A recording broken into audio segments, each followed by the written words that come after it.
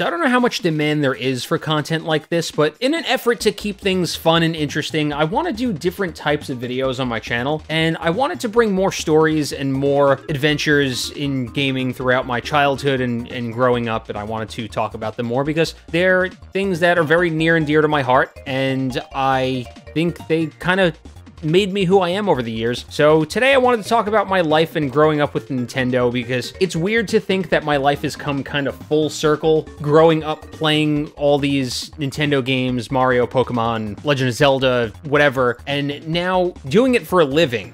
I mean, it's strange to think about because the first video game I ever played or watched was Super Mario Bros. 3 back in like 1989 or 90. I was young. My dad used to be a cop and he got hurt on the job and he was couch ridden. And I've told the story in countless Q&As that I've done. I've told the story on stream many times, but I think it's critical because if this hadn't happened, I mean, who knows? Who knows where I would be, what I would be doing, but my father was a cop, he got hurt on the job, and my mother bought him an NES because he was couch-ridden, and he would just play through Super Mario Bros. 3, and I would just sit there, mesmerized, and just watch. I didn't really wanted to play, I enjoyed watching my father play the game, and when he would die, and as we know, games were very unforgiving back then, you would go back to the beginning. So he'd get to World 7, he would get a game over, and then I would just be like, again, because I wanted to watch more, and then my poor father would have to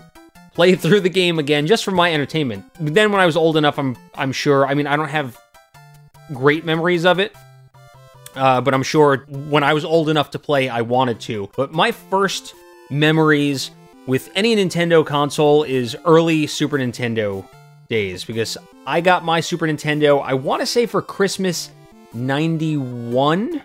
I don't know if that was the launch year, but I think it was Christmas 91 I got my Super Nintendo, and it came with Super Mario World, which I was already in love with. I played the hell out of Super Mario World, easily one of my favorite games of all time. I feel like that's also where I did a lot of my growing up through gaming, because you think about the earliest games on the Super Nintendo, which were Super Mario World, which came out at the beginning, it was a launch game, and then you have games that came out at the end of the Super Nintendo's lifetime, games like Super Mario RPG, Yoshi's Island, and I don't know how far, like Earthbound, and just a whole bunch of games that came out that are loved to this day by many. I was young when Super Mario World came out, and then I was kind of like growing into the person that I would be, the games I would enjoy, like towards the end of the lifespan, and getting hyped for the Super Nintendo, the Nintendo 64,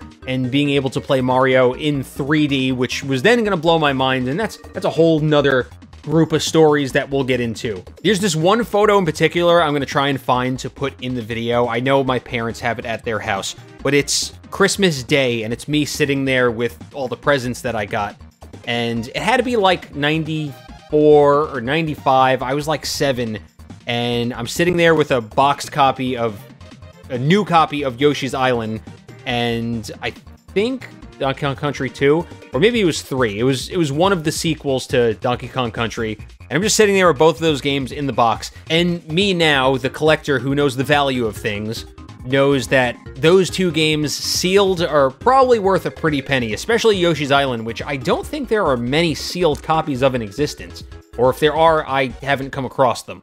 But I am glad I opened them, because they are two games that I cherished and I played so much of. I poured hours into replaying Yoshi's Island. Donkey Kong Country 3, probably not so much. I think 1 and 2 were more loved. 3 was good, but it wasn't my favorite. And I always like to bring up my grandmother on my mother's side, because she spoiled the hell out of me. She passed away about 12 years ago, and I miss her every single day. She was the one who fueled my love for video games, because she did spoil me. I mean, we have a pretty small family. My mother's side, her mother and father, we lived with when I was young.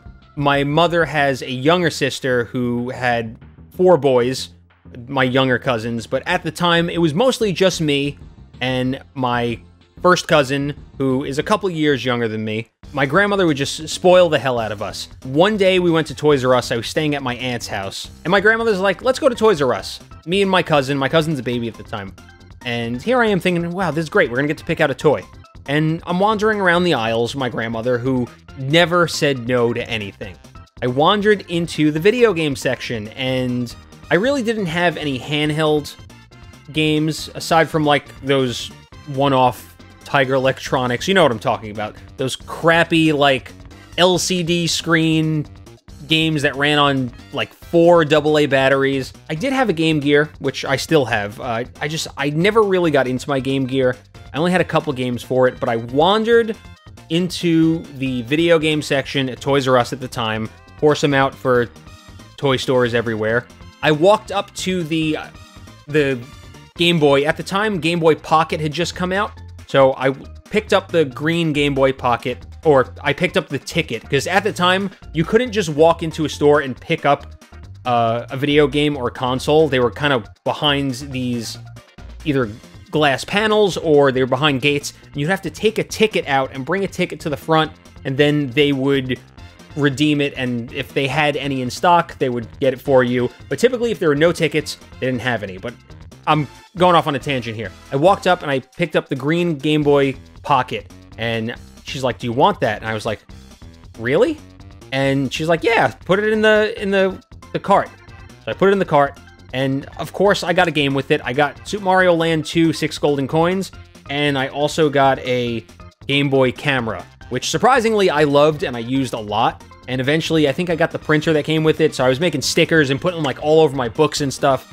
But I spent so much time playing with my Game Boy Pocket. Fast forward a couple years when Pokemon was coming out, and my grandmother, there was a local video store. So when we were living in Brooklyn, there was a local video store right next to a Blockbuster that we used to go to, just a mom and pop shop, who would also sell games, and they would get pre-orders on and stock of new games and consoles. So that's typically where we picked up a lot of things. And I remember one day, I didn't even know what Pokemon was. My grandmother and I walked to the video store, and she had a relationship with the owner, so if something was coming out and it was high in demand or it was popular, he would call my grandmother, and he would ask her if she wanted to reserve something and put it aside for me. And my grandmother, while she didn't really know much about video games, she didn't know the difference between games, she always looked out for me, and she did spoil me. And when Pokemon was coming out, like I said, we walked to the store, and I got to the counter, and the owner took out 2 games. He had Pokemon Red and Pokemon Blue. I was looking at both of them. He had put one of each aside for me, and I remember looking at both boxes, and I looked more at Charizard, because I looked at Pokemon Red, and I was like, that's the one I want. When we walked home, I had no idea what I was in for. Sat down at the kitchen table, I have such a clear memory of it, sitting down at the kitchen table with my Game Boy Pocket, and playing through the first couple hours of Pokemon Red. I started Charmander. I, for some reason, erased the name of my Charmander and named it Charamander, and I added another A in there. I don't know why. So I had a Charizard named Charamander. And let me know down in the comments section if you played Pokemon, if you're a fan of Pokemon. We all named our first Pokemon something weird. So if you had a weird name for your first starter, put it down in the comments section. And then from there on out, I was hooked. I played the hell out of that game. And I remember one of my best friends who lived a couple doors down got Pokemon Blue. So we had a link cable. We were playing, battling, trading all the time.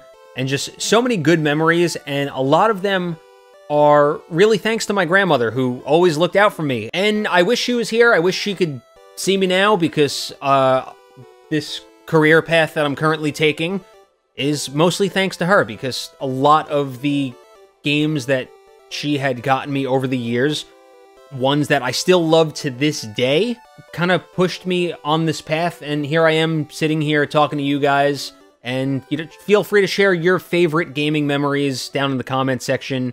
And if you want more of these, I'd be happy to do more story time. So hit the like button, and if you're here for some reason for the first time, and this is the first video you're watching, or you've been on the fence about subscribing, I greatly appreciate it, and we will see you next time.